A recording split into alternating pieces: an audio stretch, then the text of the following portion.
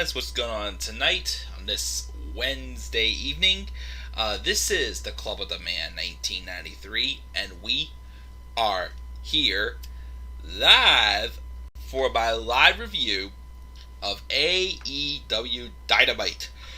For tonight's episode, the August 18th, 2021 episode, it took place in Houston, Texas. This was a good show. I would say, there was some good things I enjoyed the most, like Sting getting to wrestle on live TV on TNT for the first time in 20 years, which was nice. We did have a great tag match also between the Young Bucks and Jurassic Express. And it sounds like, I think if I remember, I think next week we're going to either a fatal 4-way where the winners will face the Young Bucks inside of a steel cage at All Out, which Jurassic Express is getting another crack, which is where I'm kind of hoping Jurassic Express does win the tag titles. We also got a little bit of a fallout from the first AEW Rampage. We got a little bit of setup also for this coming Friday's episode of Rampage, which of course people are hoping to God is when CM Punk makes his AEW debut and his huge pro wrestling return. So last week's show was more of a setup show. This week's show was a mix. It was a mix of setup. It was a mix of a setup for Rampage, setup for next week, setup for All Out. So we got some things that are kind of going here. I felt it could have been just a little bit better though. Like the main event match, I thought was good, but I don't know what it is, but just something still a little bit missing from Jericho and MJF. Of course, now that the third match has happened, well, the second what match, the third match, however matches. Hey, hi already. I don't know how you would go further from here, especially if you're ending this right now. So I'm not sure what they're going to do with MJF and Jericho, but we'll have to wait and see. Rosie, you're asking, yes, I did watch Rampage on Friday. Again, I'm just going to kind of tie in more so what happened with Rampage, just with my Dynamite reviews for now, because Rampage was a fun 1-hour show to watch on Friday. My only thing, though, is I gotta say is I kind of wish it would have maybe done a little bit different of a stage, like tweak the stage just a little bit, just a minor adjustment or whatnot. Because, quite frankly, I felt like I was watching a third hour of Dynamite that was basically in front of the same set.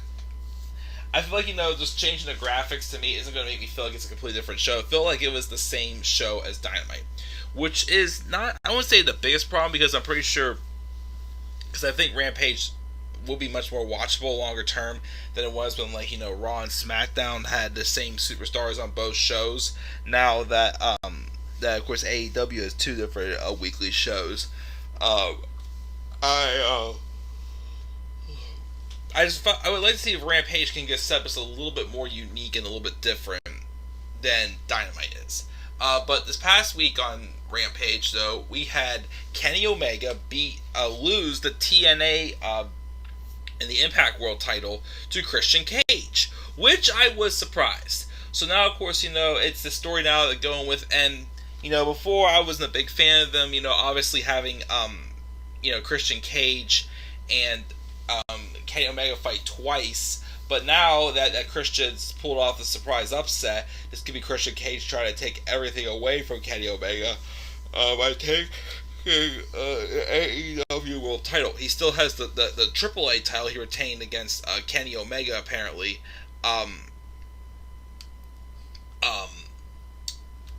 But we have that, and then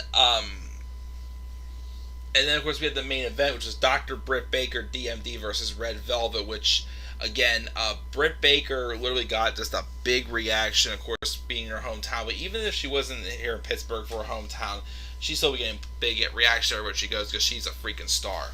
And the match, of course, ended after Baker won. Jamie Hayter came out. It's the first time in a while we've seen her. I know we've seen her briefly at the beginning of AEW, but I remember when she came out, myself and a lot of people on the internet, that she was Becky Lynch, but she actually is not. But that's set for some things to come for this episode of Dynamite. Like I said, it was good, but I feel like it could have been just a little bit better of a show, but it was still good to me. Live chat. We have JR saying, since Paul White's back for good as a full-time wrestler, or did they explode that because I know he's only back for All Out. I don't know if he's back full-time or not, but I feel like he is going to be sort of like an attraction, I feel like. And Darby Allin's not scheduled to be on this Friday's Rampage, so I don't think Punk's coming out.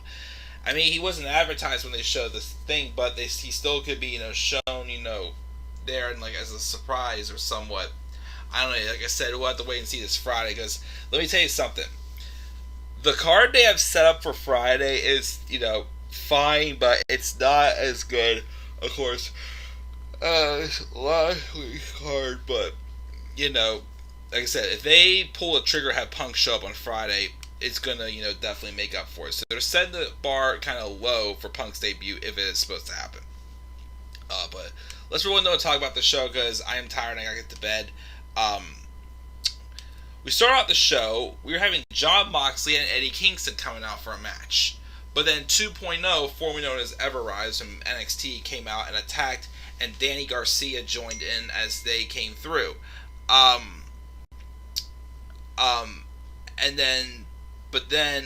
We then had Sting and Darby Allin come out.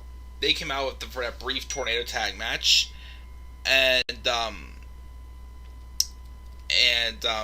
it was not a super long match, but it was good, especially having Sting be on live TV for the first time in 20. I think it's like 2001. It said it was.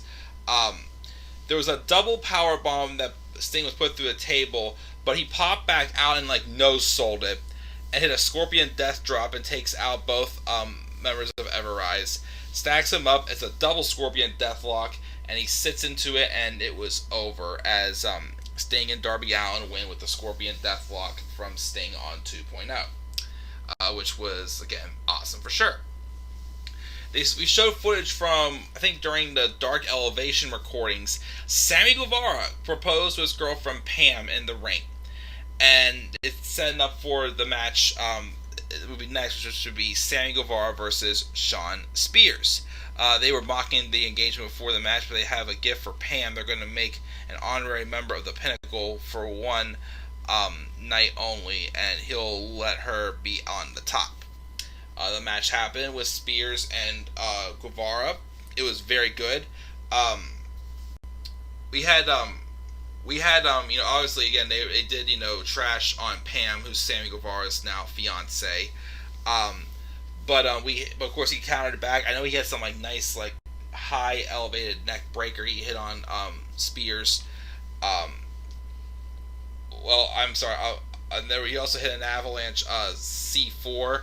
And then there was also Spears had a Death Valley driver into a guardrail, but Spears kicks out of Spears kicks out of the 630, but then Guevara takes his knee pad down and hits bare knees right to the bone to Shawn Spears' temple, an Argentine backbreaker rack, and Sammy Guevara gets the win with the GTH. And afterwards, him and Pam celebrate. So congratulations to Sammy and Pam Guevara, if that's what the real last name is. Don Callis takes credit for his breaking into the business, but he's happy that he's getting an opportunity at All Out. He's going to take the one-wing Angel, but it's going to be the 5-star match he's been waiting for.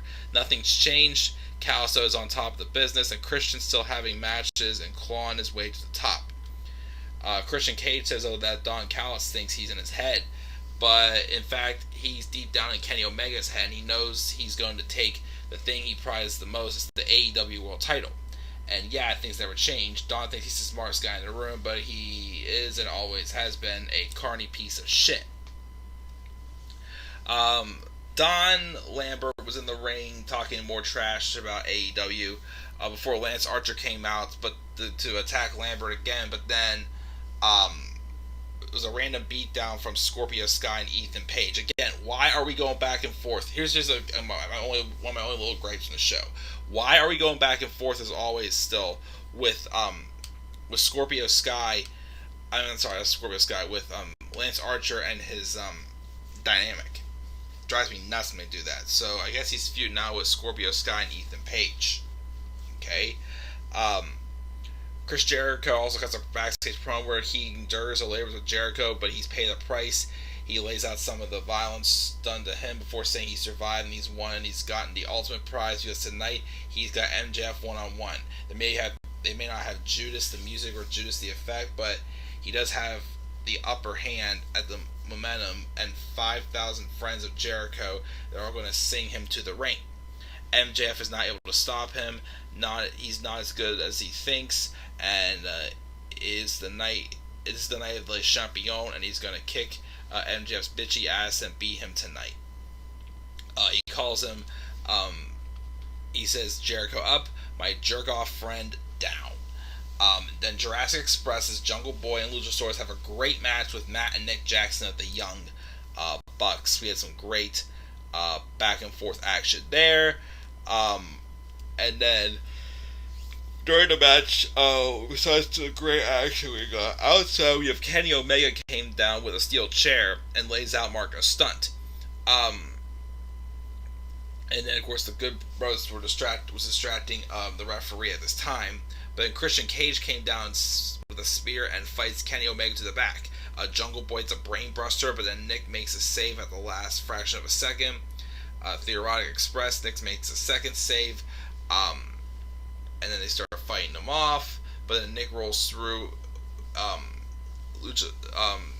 Jungle Boy with a wrist lock, and they then hit the BTE trigger on Jack Perry to retain the World Tag titles, which again was awesome. Gals and Kenny Omega come back to the stage, and Christian over the shoulders, and they beat down Christian again, and Kenny gets a one-winged angel on Christian, and then Callis counts the pin, the elite pose, and again, we're still getting for the AEW World Title with Christian and Kenny at All Out, but I think next we're getting some type of like a fatal 4-way match, and the winner faces the Young Bucks type of steel cage, which probably will be where Jurassic Express win the tag titles. Dr. Britt Baker's interviewed with Rebel and Jamie Hayter. She says when Rebel tried to rain on her parade in her town, she knew she had to bring backup, and Velvet made a bad choice bringing Chris Statlander, who's friends with everyone. And Jamie Hayter says she and Britt go ways back, so she asked her to come in and sort these silly little girls out back. She did so with pleasure, and next week she's going to want a match against Red Velvet. She can knock her down a peg or two, which that will be good. Matt Hardy explains he kicked Wheeler Yuta's ass and he'll beat any of the best friends again. We also have an interview with Tony Schiavone and Paul White. Paul White says that it was amazing to get back in the ring and he's still hyped about it. He's excited because he's got a real huge announcement. Before we can announce it, out comes QT Marshall and Factory, who says they got a problem, a real big ass problem. They came down and stopped Paul White before he says something he couldn't deliver on, because he's in the AEW and we don't just say things in AEW to build up anticipation. But then Paul tells him to come into the ring because he's sure Schiavone can count the 3. QT says the reason Tony Khan hired him as an announcer, and Paul has no idea what he's talking about. QT says as the producer, he's privy to all kinds of information. He asks the truck to put pictures of Paul's hip operations on there, basically saying he probably isn't even healthy to compete. Paul says, do you really think that's a good idea to show pictures of his hip and his big beautiful ass on national TV? Do you think he's embarrassed by it? For a man supposed to be in the, you don't know anything. But Paul will clue him in. He had a little talk with Tony Khan last week, and he's got a match at All Out against QT Marshall. Fine. Jay Cargill gives a promo where she calls Akira and Hogan out for a match. At Rampage is going to be one of the 3 matches we're getting. You lose the interview backstage again. Then Callis talks about how the Bucks are the best tag team and tells them take 2 months off, but that's what Tony Khan says he had enough, and they're going to have a tag team tournament to crown more contenders for a steel cage match at All Out, and the Elite, of course, aren't happy about that, which why would they? Taz introduces Ricky Starks, who gets on the mic and says he's for the world, and it's going to be like that for a long time. Him and Brian Cage keep missing each other, but he wants to talk man to man tonight. But then we cut backstage where Will Hobbs attacked Brian Cage. And then that was the end of that segment, as I guess we're not doing that at All Out. Who knows? Tony Schiavone interviews Death Triangle. And then, of course, Pac just calls Andrade and says Andrade wants a match All Out, then perfect, he's in. But then Andrade came out and basically said he agreed to wrestle under his conditions. And the whole team of paper, Chavo wishes Lucha Bros luck, but they said they'll never be champions with a boss like Pac. Well, that's what the Lucha Brothers, that's what basically, lost her train of thought, whoever was said to them. Penelope Ford would then take on Thunder Rosa. Thunder Rosa would win as he expected. Malachi Black had a segment of what he's done so far, and Arn addresses Brock Anderson. He's going to be wrestling Malachi Black next week, but it's going to be no easy walk in the park. And then Miro gets a promo where he says how Fuego del Sol took the easy way out and took something he wasn't entitled to and has a contract for this company. And if he doesn't come for him, he'll go for them. And the Redeemer wants to talk to Eddie Kingston also, which that'd be a good match. Eddie Kingston and Miro. John Moxley has a promo talking about how everyone's a piece of AEW now that they're the hottest product in the world. What makes them easy, it's so to say. Kenny Omega needs a whole army to keep his title. Adam Page calls himself a cowboy, but he can't get over his high school drama. And Christian, he'll walk through Christian about how Christian should have stayed home. A retired ass. A retired ass. They don't forget, though, he held his company on his back through some very difficult times in empty arenas. And he addresses Danny Garcia, who wants to taste the main event. He'll give it to him in a matter of Rampage, but before he has to ask himself, what do you really, really want? As he's addressing. And then MJF defeated Chris Jericho in a match, beginning the tap of the Salt of the Earth. Like, it was fine. Like I said, I just really have been the biggest fan of their matches, but MJF wins, and he celebrates his victory. Of course, Jericho is not allowed to sing Fozzy or use the Judas effect, but obviously, it didn't work as again, MJF wins, and again, we'll see wherever it goes from there. And that's Dynamite, guys. I'm sorry I kind of rushed through it, but I'm tired. I gave it a B. And I'm going to just read a live chat, then go to bed here.